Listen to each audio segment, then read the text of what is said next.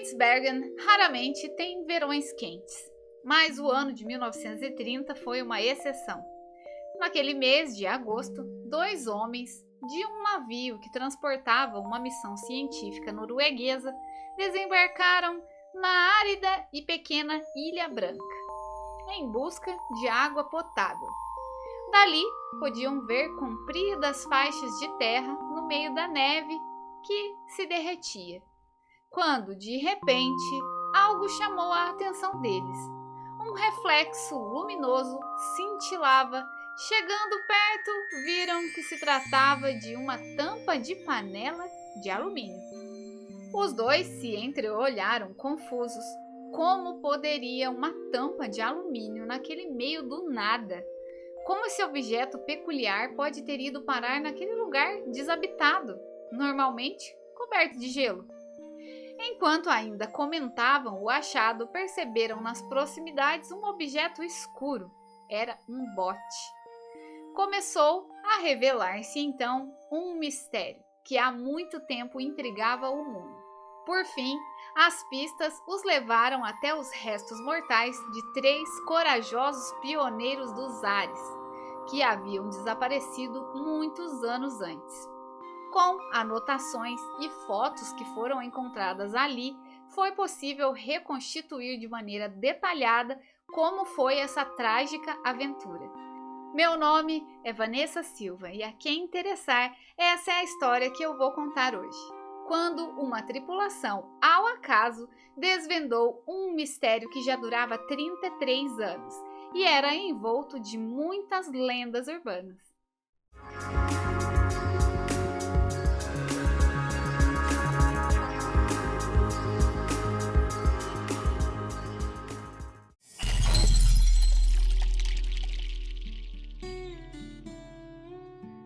Essa história teve início nos primeiros anos da década de 1890.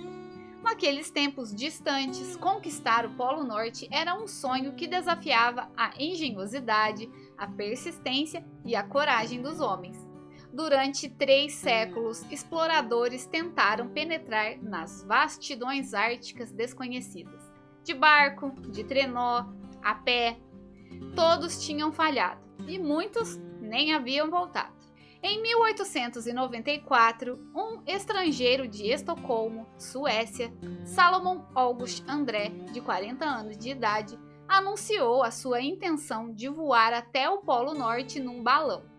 Houveram pessoas incrédulas por toda a parte.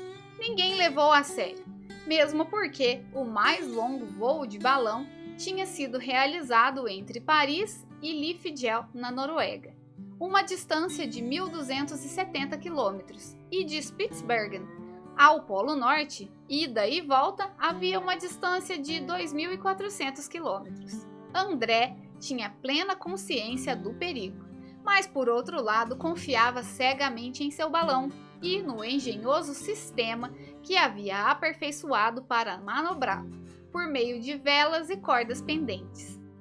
De acordo com os seus cálculos, atingiria uma velocidade média de 28 km por hora, e isso o levaria de Spitsbergen ao Polo Norte em cerca de 43 horas.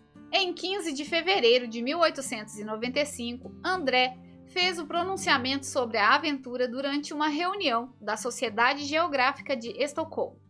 Falava como se estivesse explicando a coisa mais simples do mundo.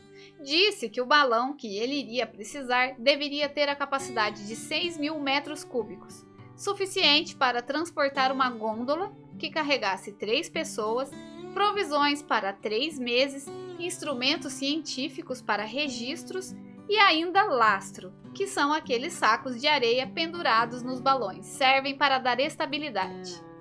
De início, as pessoas assistindo ficaram assombradas, mas André era tão seguro de si, falava com tanta confiança e, como tinha resposta para todas as perguntas, acabou por conquistar a todos os presentes.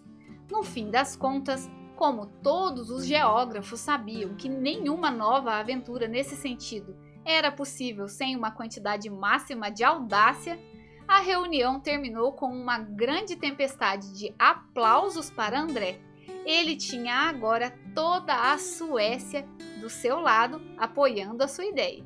Dentre seus entusiastas, apoiadores e financiadores estava o rei Oscar II, que reinou na Suécia de 1872 a 1907. Alfred Nobel, o inventor da dinamite, também alguns outros cientistas. Forneceram os auxílios necessários para a construção do balão, cujo contrato foi confiado a uma firma francesa. Em dezembro de 1895, o balão foi exibido em Paris e atraiu multidões de curiosos. Pelos padrões da época, era realmente grande, quase 30 metros de altura e 20 metros de diâmetro. O revestimento era de seda chinesa envernizada, em 2 ou 3 camadas. Possuía grande resistência à tensão. O que mais impressionava era a gôndola, que tinha teto e uma espécie de cesto da gávea, com um mastro horizontal, uma vela de traquete, que é o mastro da proa dos navios, e 2 bujarronas, que são aquelas velas em formato triangular. Tudo isso com uma superfície total de 78 metros quadrados. Na primavera, o balão vazio foi levado de navio para o arquipélago ártico de Svalbard. Ali, a gôndola foi carregada com os suprimentos e instrumentos, incluindo 3 trenós árticos e um bote dobradiço de lona. Em agosto, aquela grande lona cheia de hidrogênio, que havia sido batizada de Ornin, significado águia, se erguia para o céu, acima das paredes do hangar que tinha sido construído para protegê-lo do tempo. Tudo o que faltava então era o vento do sul, que acabou não vindo, e com a chegada do frio, o Ornin teve que ser esvaziado e sua partida foi adiada. Foi somente em meados do ano seguinte que os futuros exploradores regressaram a Spitsbergen. E finalmente, em 11 de julho de 1897, apareceram as Rajadas do Sul e eles partiram. Com André encontravam-se 2 companheiros que ele escolheu, Knut Frenkel, um engenheiro aeronáutico, e Niels Stringenberg, um viking jovem, simpático, de olhos azuis, razoavelmente entendido em fotografia e meteorologia. À medida que o gigantesco balão subia, indeciso sobre as ilhas, a gôndola balançava perigosamente, enquanto os 3 tripulantes olhavam aterrorizados para o monte de cordas que havia ficado em terra. Acidentalmente, quando o balão arrancou para o alto, lançou para fora 2/3 dos rolos de cordas, que seriam usados pelos aeronautas para manobrar o balão. Mas lá se foi.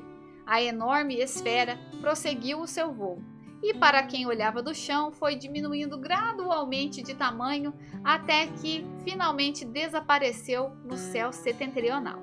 André havia dito: "Não se preocupem se não souberem de nós, por exemplo, durante 1 ano." Até os mais otimistas haviam imaginado que, caso conseguissem mesmo alcançar as regiões polares, teriam que permanecer lá durante o inverno.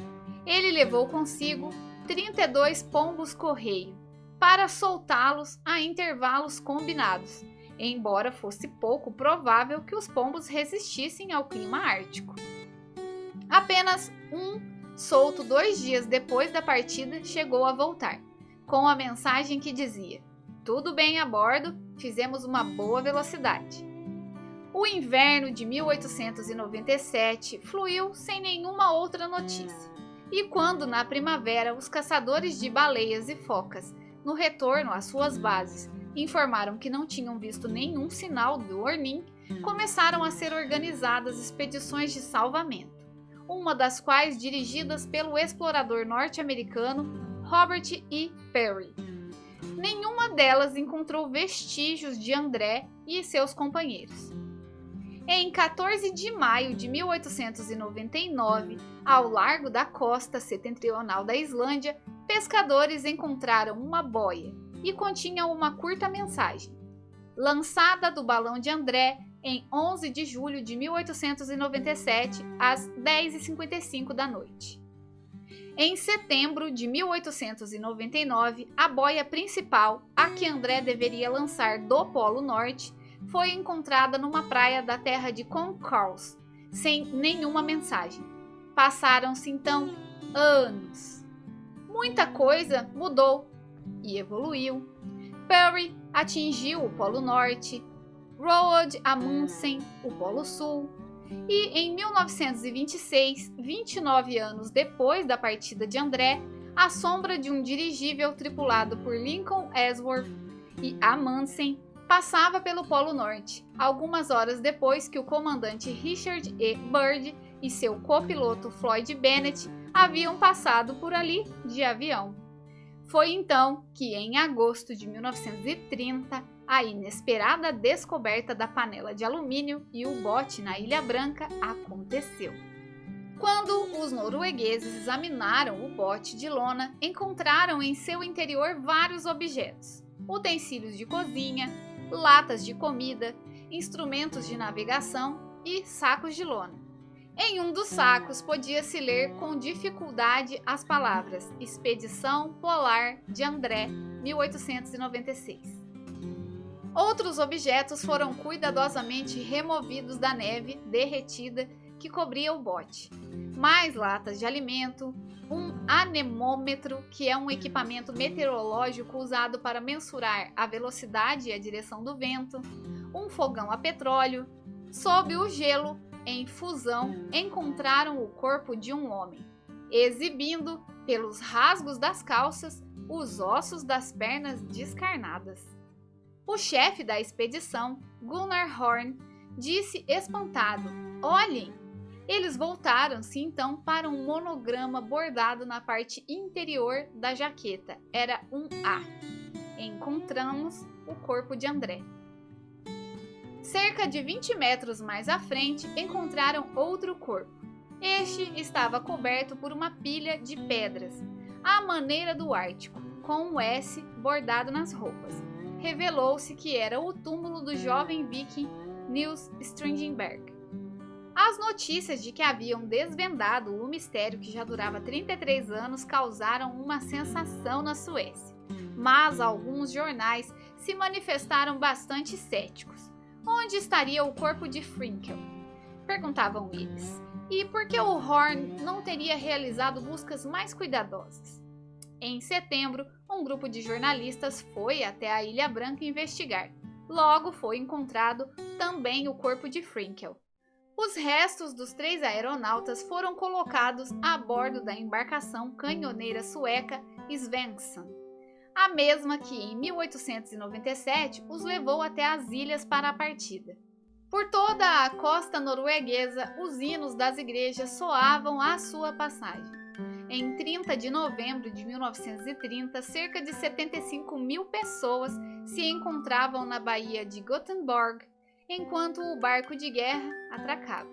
De Göteborg até Estocolmo, em vasos de guerra, recipientes de embalsamento, escoltados por um cortejo em marcha solene.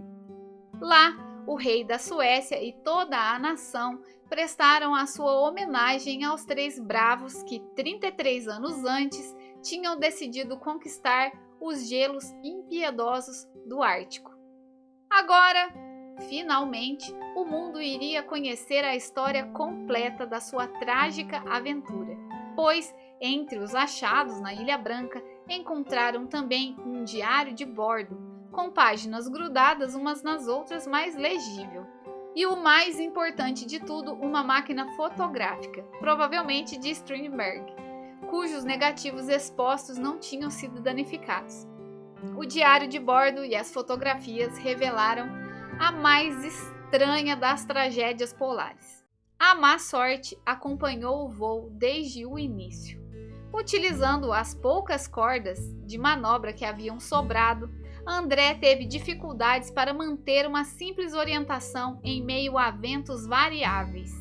A neblina pesada dificultava a visão do que havia embaixo. De repente, na tarde de 12 de julho, dia seguinte à partida, os homens sentiram 2 fortes solavancos. A gôndola tinha se chocado com o chão e estava arranhando o gelo. apressadamente atiraram pela borda os sacos de lastro. Por um momento o balão subiu, mas depois voltou a perder a altura. De qualquer maneira, o peso teria que ser reduzido ainda mais. Livrar-se de alimentos ou munição seria loucura. André viu então a grande boia, destinada a ser lançada sobre o Polo Norte, como símbolo de triunfo. Um momento depois, os homens ouviram o baque quando ela caiu no gelo. Por isso, quando foi encontrada, não havia nela nenhuma mensagem. Quando o balão novamente subia, uma das cordas remanescentes ficou presa num bloco de gelo, detendo-o firmemente. O balão flutuava imóvel. André hesitava. Deveria cortar a corda? Fazer isso seria renunciar a toda possibilidade de manobrar o balão. Esperaram durante uma noite, sem dormir. O sol brilhante da manhã seguinte derreteu o gelo e o Warning libertou-se. Os rapazes celebraram a liberdade com uma boa refeição. Tomaram sopa, comeram um filé mignon ao Chateaubriand, cerveja, chocolate, biscoitos e suco de framboesa. Entretanto, sua alegria teve curta duração. 3 horas depois, eles estavam arranhando o gelo novamente. Estamos enfrentando um choque depois do outro, escreveu André no diário. Desesperadamente, livraram-se de mais e mais sofrimentos. Por fim, perceberam que não havia mais esperança. Na manhã de 14 de julho, saltaram da gôndola. Esta fotografia, encontrada na câmera de Stringenberg, mostra o balão semi-murcho agonizando no gelo como o corpo de um gigantesco animal morrendo. O voo havia durado 65 horas e 33 minutos e eles ainda se encontravam a 800 quilômetros do Polo Norte. Para atingir a Terra, Francisco e José enfrentaram uma viagem de 300 quilômetros, arrastando os trenós sobre o gelo cheio de fissuras e fendas. Mas havia pelo menos focas e gaivotas e até mesmo ursos para caçar. Por isso, enquanto abasteciam os trenós, reconquistavam as esperanças. Outros já tinham sobrevivido ao inverno nos gelos flutuantes. Se fosse necessário, eles o fariam também. Marcharam durante dias. Cada fenda que encontravam tinham que preencher com gelo, de maneira a permitir a passagem dos trenós. Stringenberg escreveu no diário que guardava para sua noiva que até onde a vista alcançava não existia nada além de gelo. Grandes pedaços de gelo com canais de água correndo entre eles. Quando o tempo estava muito ruim e os impedia de prosseguir, metiam-se em seus sacos de dormir e ficavam falando da Suécia e de suas famílias. Uma manhã, Stringenberg foi despertado por um André sorridente que dizia: "Há cartas para você?" O jovem viking levantou-se imediatamente. Teria terminado aquele pesadelo? À medida que lia as cartas de seus pais e de sua noiva, percebeu que elas tinham sido dadas a André na Suécia, para que ele as entregasse no dia de seu aniversário. Stringenberg completava nesse dia 28 anos de idade. No fim de julho, suas esperanças de sobreviver tinham quase desaparecido. Calculando sua posição, descobriram que, ao invés de seguir para o oeste, como pretendiam, tinham sido levados para o leste, onde não encontrariam ajuda possível.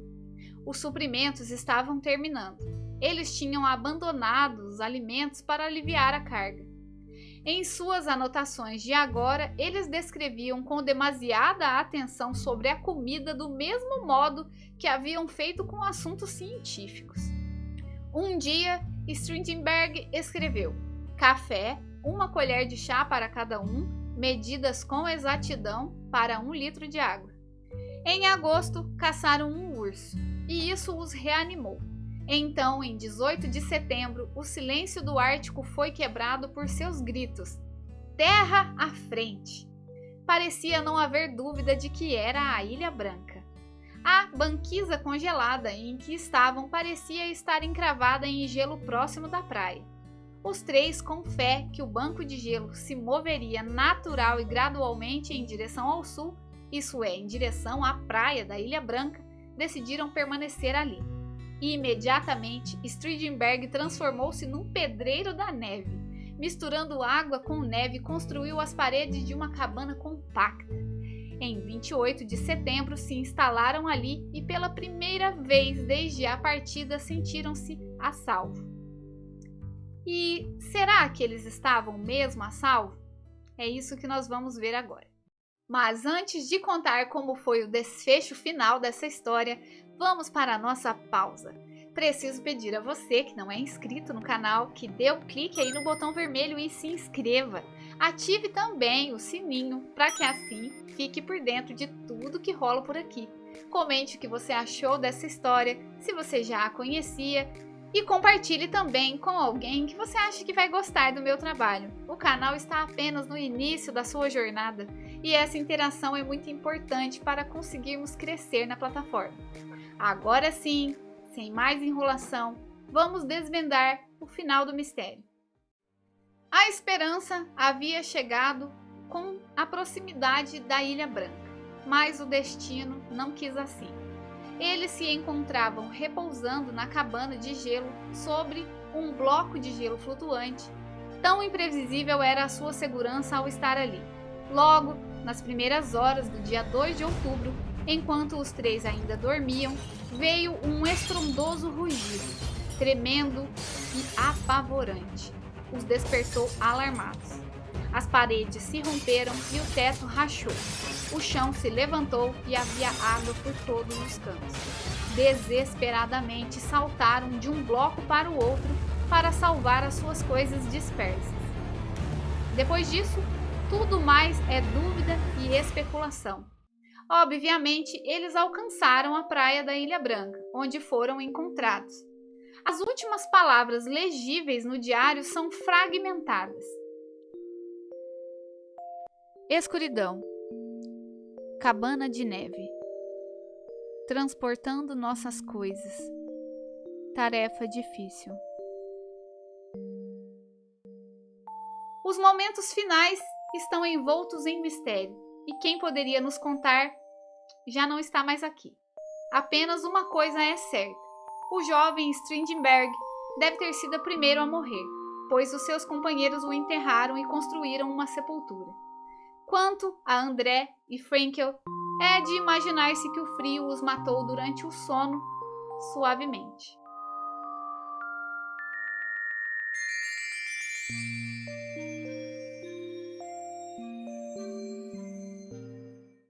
E aqui chegamos ao fim de mais uma história. E como eu fico deslumbrada ao ser transportada por alguns instantes para uma terra distante, uma época distante, e me imaginar ali vivendo essas aventuras. Elas nem sempre dão certo, né? Isso é bem verdade. Mas acontece que o coração dos aventureiros não se contentam só com o imaginar, assim como eu. E por isso saem a desbravar, fazem história e de qualquer forma elas são incríveis. Essa história faz parte da seleção de contos publicados pela revista Reader's Digest e logo após reunidos neste magnífico livro Catástrofes, Desastres e Aventuras que Comoveram o Mundo. São mais de 50 histórias, cada uma de um autor diferente. Essa é a de número 16 aqui no canal a quem interessar, portanto tem muito mais para ser contado. Toda terça tem vídeo novo. Vou deixar na descrição do vídeo as informações sobre Robert Delacroix, autor de Ele Tentou o Polo Norte de Balão, assim como as demais informações sobre o livro. Uma ótima semana a todos e até o próximo vídeo.